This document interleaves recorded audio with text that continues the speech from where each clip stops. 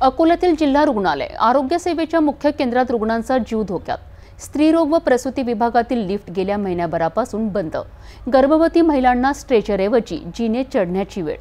प्रशासनाचे कानावर का पडत नाही? रुग्णांच्या आक्रोशाचा आवाज आता जोर धरत आहे। अकोला जिल्ह्याचे प्रमुख सरकारी रुग्णालय आणि वैद्यकीय महाविद्यालय जे आरोग्य सेवेचे मुख्य केंद्र मानले जाते, तिथे गंभीर स्थिती निर्माण झाली आहे। गेल्या एका महिन्यापासून प्रसूती आणि स्त्रीरोग विभागातील दोन्ही लिफ्ट पूर्णपणे बंद आहेत।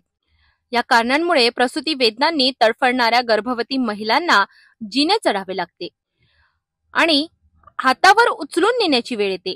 आपत्कालीन परिस्थितीतही स्ट्रेचर उपलब्ध नसल्याचे चित्र आहे। रुग्णांच्या नातेवाईकांचे म्हणणे आहे की लिफ्ट न चालल्यामुळे महिलांच्या प्रकृतीवर विपरीत परिणाम होत आहे आणि जीव धोक्यात घालण्याची वेळ येत आहे। सर्वात धक्कादायक बाब म्हणजे या समस्येला एक महिना उलटून गेला तरी प्रशासनाने कोणतीही ठोस पावले उचललेले नाही। लोकांचा प्रश्न आहे, जिल्हा रुग्णालयातच जर अशी परिस्थिती असेल तर सामान्य माणूस मदतीसाठी कुठे जाणार? नागरिकांनी आणि रुग्णांच्या नातेवाईकांनी आता जिल्हा प्रशासन आणि आरोग्य विभागाकडे तात्काळ उपाययोजनेची मागणी केली आहे।